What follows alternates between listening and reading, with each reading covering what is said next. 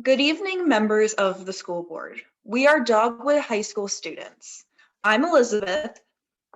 I'm Madeline K. I'm Madeline P.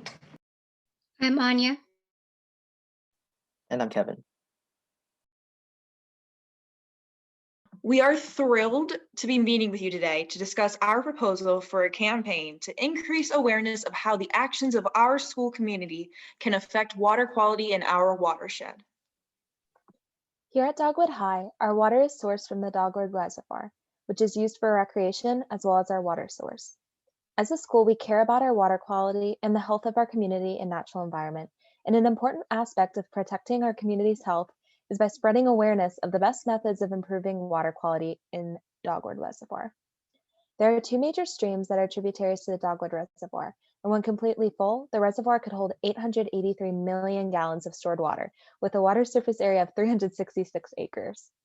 Water from Dogwood Reservoir enters the Dogwood Water Treatment Plant, where the water from the reservoir is treated to protect human health from diseases such as cholera, dysentery, and typhoid.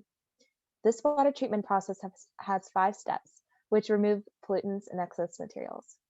After this process occurs, the clean water is distributed to customers, such as Dogwood High School, through a piping system.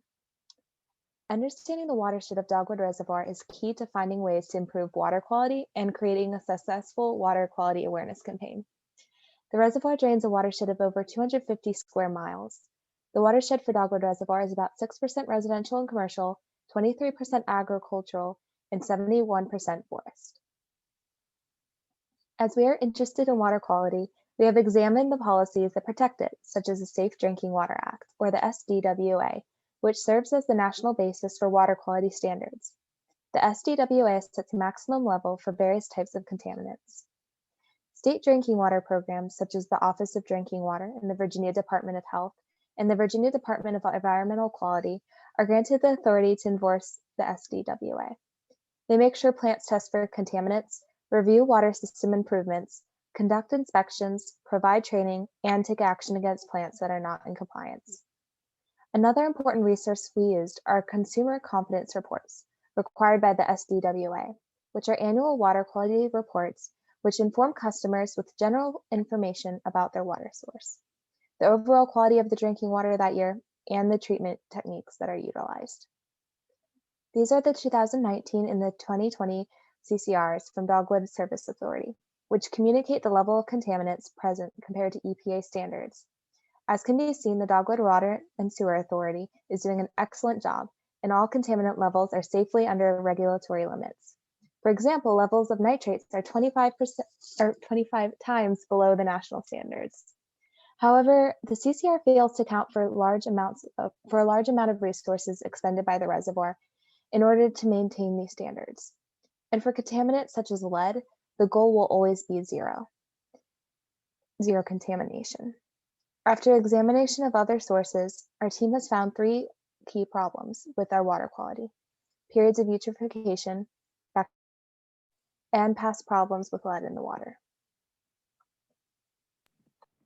Now, to break down what those key problems are and why they need to be addressed. The first issue we will discuss is the eutrophication of our water source. According to the 2018 Dogwood Reservoir Water Quality and Management Assessment, the Dogwood Reservoir has been eutrophic since 2015, meaning that the water is overly rich in nutrients.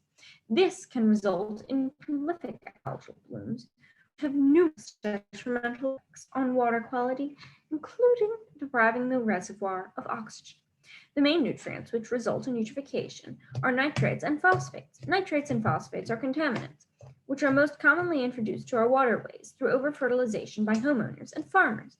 When fertilizer is applied in excess to lawns, crops, orchards, or other green spaces, like our school sports fields, it gets carried into our water supply through runoff when it rains. If nitrates and phosphates then enter our reservoir, they can cause significant problems. They can stimulate excessive algal growth, which can, in turn, create dead zones, areas of reduced oxygen. This harms fish, which depend on certain levels of oxygen in the water to survive. In a worst-case scenario, it can specifically affect the health of our school communities, as these algal blooms often have cyanobacteria attached to their cells. This bacteria can release toxins into the water. These toxins can cause a variety of symptoms such as fatigue, headache, diarrhea, high fever, and skin irritation. The effect of the toxins also tends to be more detrimental to youth, making students specifically sensitive to these toxins. Nitrate pollution is extremely difficult to regulate due to the fact that nitrates mostly originate from non-point sources, such as agricultural runoff.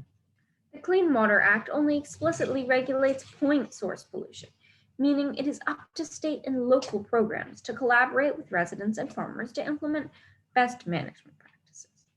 Suggested management practices include landowners getting their soil surveyed so they can see which nutrients their soil actually needs, and using an aerator to promote land fertility instead of fertilizer. Prevention is the best way to minimize costs.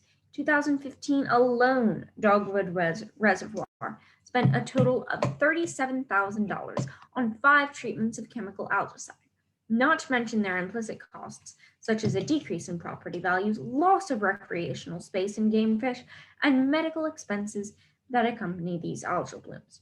In order to avoid these excessive costs, individuals need to take on the responsibility of limiting the fertilizer they use. The second issue that requires addressing is the occasional spike of coliform growth in the reservoir's water. Coliforms are a type of bacteria often found in fecal matter, as well as in plant and soil material. Common sources of coliform contamination in water sources are sewage pipe leaks, septic tank leaks, and waste from pets or livestock. Not all coliform bacteria are harmful, but some types, like strains of E. coli, can be very harmful to human health if people swim in or drink untreated water, causing high fevers, diarrhea, and dehydration. In addition, E. coli is an indicator bacteria, meaning that high levels of E. coli in a water sample can indicate the presence of other harmful bacteria.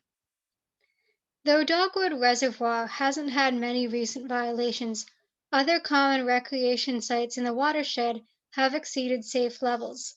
These 2 sites, both located in public parks with river access, are often used for swimming, kayaking, and tubing. Because they are used so often, they are sampled weekly by the Dogwood Conservation Alliance, a Level 3 certified partner of the Virginia Department of Environmental Quality, which means that the data they collect can be used interchangeably with DEQ data. As you can see, since 2016, the percent of tests that have failed has been increasing. In 2019, almost a third of tests exceeded safe levels. Once high coliform levels are confirmed in a water system, multiple samples of water across the watershed have to be collected to determine where the exposure is coming from. The water supply also has to be flushed with chlorine, and a boil water advisory must be given to all residents affected by the bacterial outbreak. In order to avoid these procedures, residents of the watershed can take simple steps.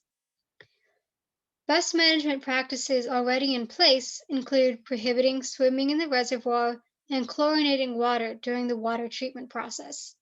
There are other BMPs that are not legally enforced but effective, like preventing sewage leaks, or failing that, reporting them as soon as possible. Urban and suburban individuals should pick up after their dogs, even in their own backyards, to prevent fecal matter from entering any body of water. The farm owners located in the 21% of the watershed that is agricultural land can make the greatest impact on this issue by fencing off streams from livestock, as the reservoir's water quality and management assessment highlighted the lack of fencing surrounding streams on farms north of the Dogwood River Bridge as a significant issue.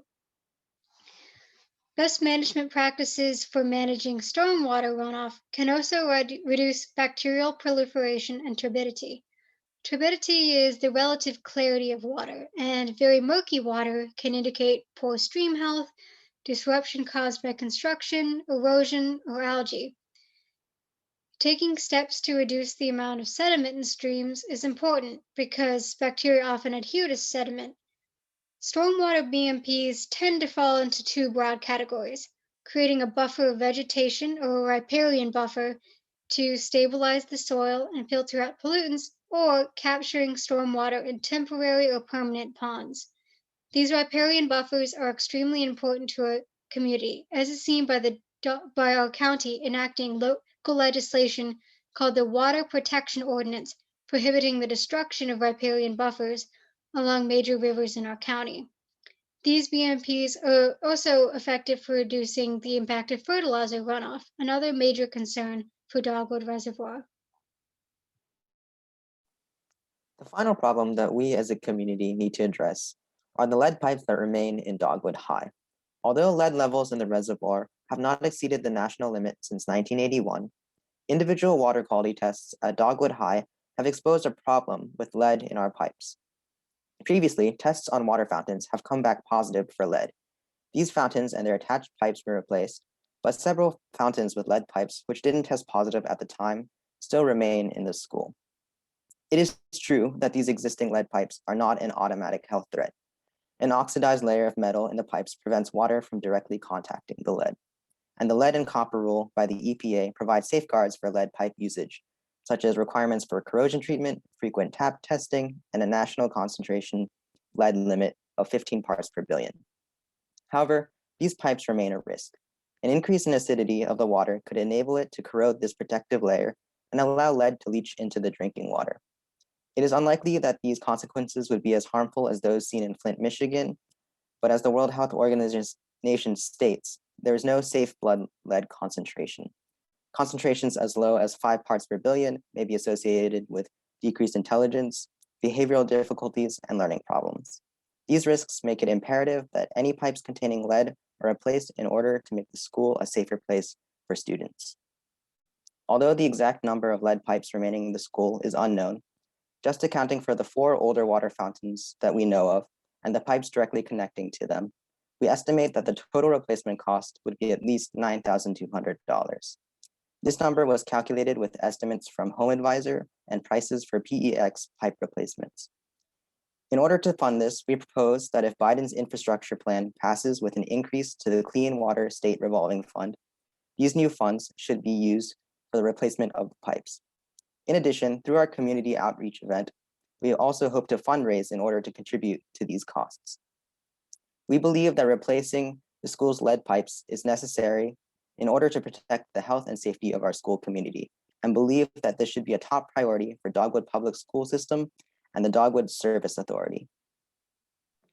We believe that the 3 things members of our community can do to aid in ensuring a clean water supply is to get the lawns and fields surveyed, use less fertilizer in order to prevent excess nutrients, make an effort to pick up their pets' fecal matter even on their own property to prevent coliform growth, and lastly, aid in the replacement of the school's old pipes that could leach lead into the school's water.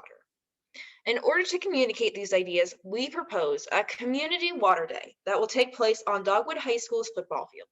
There will be activities, presentations, and simulations for our community to learn more about their water quality and the ways that they can help. The 3 main audiences that we believe are important to reach are the school staff and parents, Dogwood High School students, and lastly, the Dogwood Elementary School students. In order to ensure the importance of this matter is understood by these 3 very different audiences, we will have multiple ways to communicate these 3 main messages during the community day. We would also like to mention that the majority of our school's community lives in the 6% of our watershed that is suburban area, so our messages are tailored to what changes suburbanites can specifically make. In order to appeal to the adults of our community, we believe it will be most effective to have an ongoing run of a presentation similar to the beginning of this one during the community day. The 5 of us will trade off who is presenting the information and answering the questions so that anyone can hear this presentation at any time of the day. Along with the presentation, we will have pamphlets to give the adults explaining the importance of picking up after their dogs, the importance of replacing old pipes in the school, and ways to get their soil surveyed, such as this one. As you can see, it addresses the issue and it also shows the best management practices. We will also invite members of the Dogwood Conservation Alliance, a community partner of the Department of Environmental Quality, to set up a station. They can provide educational and volunteer opportunities for those interested. Our second audience is Dogwood High School students, and making high school students care about this topic can be rather challenging. We believe something that will help foster passion for improving our school's water quality among our peers is to get them directly involved. To increase involvement, we want to ask Key Club, a large club at our school with 152 members, to help us with the setup of this event. For those students who are not directly involved in the planning of the community day, we will plan to have a raffle for a basket of Dogwood High swag, including a t-shirt, water bottle, and baseball hat that will be donated by the Parent Teacher Association at Dogwood High School. The teens will be able to enter the raffle if they are able to answer all the trivia questions correctly about our 3 key messages provided on a questionnaire. That said questionnaire can be completed by attending the presentation, talking to the volunteers with the Dogwood Conservation Alliance, or attending the setup simulations. In addition, we will ask the video broadcasting class, which does the morning announcements at our school, to publicize our community day and to post a recording of our educational presentation on the school's YouTube channel. In order to appeal to our last audience, elementary school students, we will have hands-on simulations showing how nitrates can enter our water through rain and runoff by using different buckets of water to represent waterways, water droppers to create rain, and food coloring to represent nitrates. We will also have a demonstration of a riparian buffer shown here. We will have 2 tilted trays, one with plants and one with bare dirt, and pour water on them to show how the plants prevent erosion.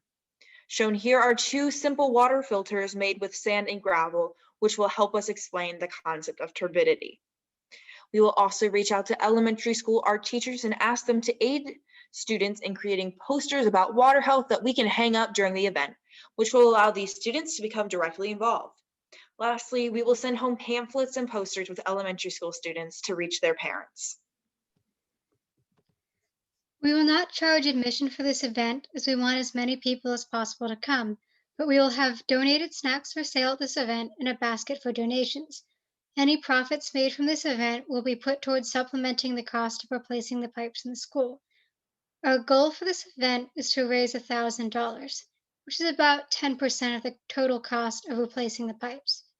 We hope that if we are able to raise this money, it will show you, the school board, that our community cares about replacing these pipes and that further funding should be allotted for this project. We will know if the outreach campaign is successful when reports by the Virginia Department of Environmental Quality and its certified community partners show that levels of nitrates, phosphates, and bacteria in the reservoir are safe, and testing of faucets and water fountains in our schools continue to show no lead contamination. We'll also send out a survey to event attendees asking if they have chosen to implement any of the best management practices.